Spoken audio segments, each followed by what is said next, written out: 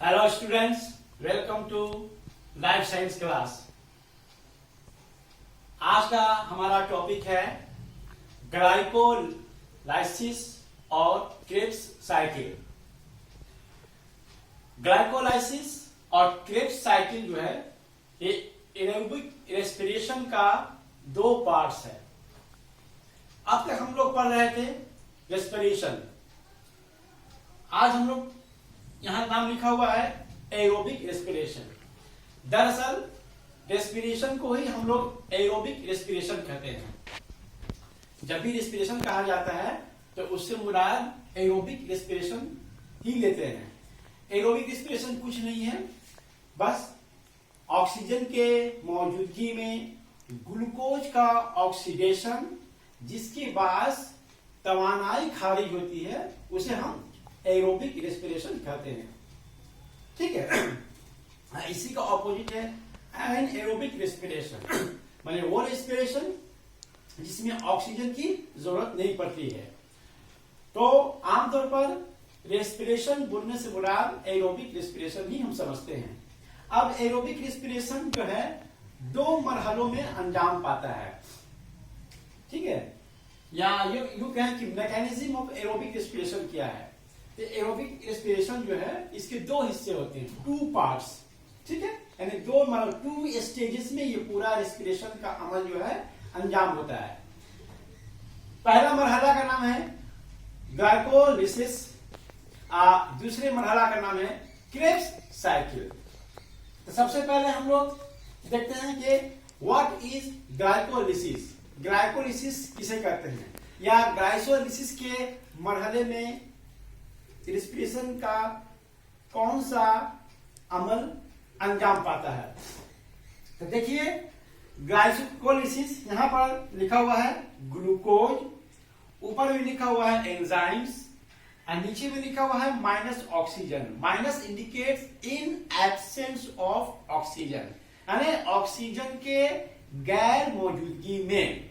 ठीक है, अब उसके बाद यहां लिखा हुआ है 2 molecules of pyruvic acid and 2 molecules of ATP.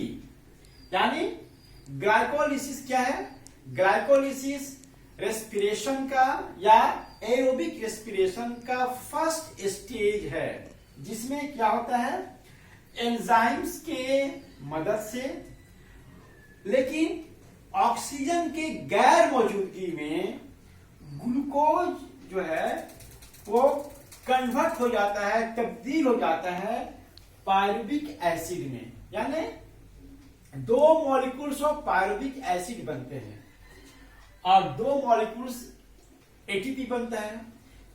ठीक है, तो इस अमल का नाम है ग्लाइकोलाइसिस या ग्लाइकोलिसिस। तो ग्लाइकोलिसिस क्या हुआ, ग्लाइकोलिसिस रेस्पिरेशन का पहला मरहला है, जिसमें ऑक्सीजन के गैर मौजूदगी में और एंजाइम्स के मदद से glucose 2 molecules of pyruvic acid में तब्दील हो जाता है और 2 मॉलिक्यूल्स ऑफ एटीपी बनते हैं सेल के साइटोप्लाज्म में। याद रखिएगा, सेल के साइटोप्लाज्म में ग्लाइकोलिसिस का मरहला होता है। ठीक है, अब जब ग्लाइकोलिसिस का मरहला खत्म हो गया, तब इसके बाद शुरू होता है क्रेब्स साइकिल का मरहला, यानी दूसरा मरहला में रेस्पिरेशन एंटर करता है। क्रेब्स साइकिल का एक और नाम है टीसीए साइकिल। टीसीए साइकिल यानी ट्राई कार्बोक्सिलिक एसिड साइकिल।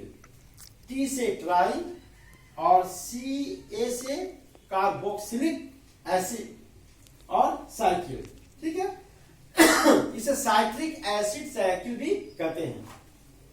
अब क्रेब्स साइकिल में क्या होता है, देखिए ग्लाइकोलिसिस के एंड में क्या मेरा कौन सा प्रोडक्ट तैयार हुआ था, पायरुविक एसिड। अब देखिए यहां पर क्या लिखा हुआ है क्रेब्स साइकिल के घर में, pyruvic acid enzymes plus oxygen, यानी उसके बाद कार्बन डाइऑक्साइड गैस H2O और 36 molecules of ATP, यानी क्या हो रहा है, क्रेब्स साइकिल में क्या होता है कि जो यहां पर जो पायरुविक एसिड तैयार हुआ, वो पायरुविक एसिड अब ऑक्सीजन की मौजूदगी में, यहीं पर हम जो सांस लेते हैं और जो ऑक्सीजन हमारे जिस्म में एंटर करता है, अब इस मरहला में जो है ऑक्सीजन जो है अपना काम अंजाम देता है।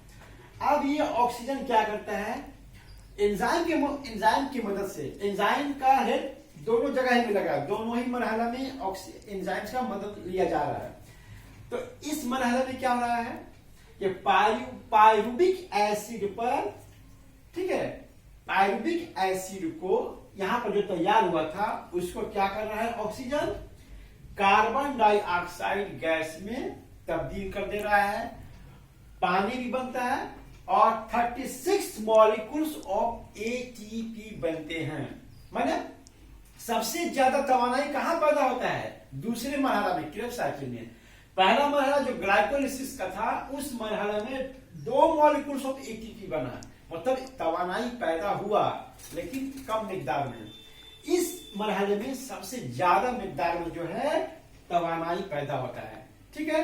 तो ये है क्रेब्स साइकिल। तो क्रेब्स साइकिल क्या हुआ, क्रेब्स साइकिल रेस्पिरेशन का दूसरा मरहला है जिसमें एंजाइम की मदद से और ऑक्सीजन की मौजूदगी में pyruvic acid carbon dioxide gas में तब्दील हो जाता है, पानी बनता है और एक बहुत बड़े मकदार में तवानाई पैदा होती है। तो इस तरह से हमारा टोटल जो है एटीपी का मॉलिक्यूल्स कितना तैयार हुआ, यहां पर तैयार हुआ 2 मॉलिक्यूल्स, यहां पर तैयार हुआ 36 मॉलिक्यूल। तो 36 और 2 मिलकर कितना हो गया, 38 मॉलिक्यूल। इतना सारा एनर्जी जो है पैदा होता है, ठीक है। अब क्रेब्स साइकिल अंजाम कहां पाता है, सेल के माइटोकॉन्ड्रिया में, ठीक है।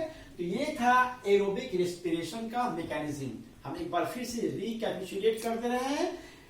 एरोबिक रेस्पिरेशन का 2 हिस्सा है, एक ग्लाइकोलिसिस, क्रेब्स साइकिल। ग्लाइकोलिसिस में क्या होता है, ऑक्सीजन की गैर मौजूदगी में लेकिन एंजाइम्स की मदद से ग्लूकोज पहले कन्वर्ट होता है 2 मॉलिक्यूल्स ऑफ पायरुविक एसिड में और 2 मॉलिक्यूल्स ऑफ एटीपी बनता है और ये सेल के साइटोप्लाज्म में अंजाम पाता है, ठीक है।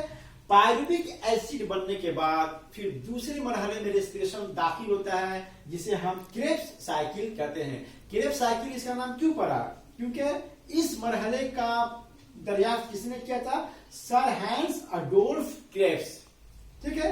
ये एक ब्रिटिश साइंटिस्ट था, इसे भी इसका इजाद किया था या दरियाफ्त किया था, इसलिए इस साइकिल को हम लोग बोलते हैं क्रेब्स साइकिल।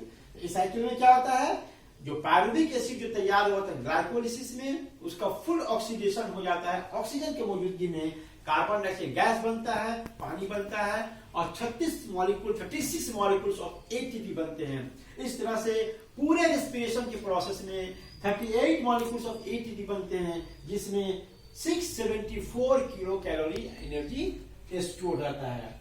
तो ये था मैकेनिज्म ऑफ एरोबिक रेस्पिरेशन या व्हाट इज ग्लाइकोलाइसिस और व्हाट इज क्रेब्स साइकिल।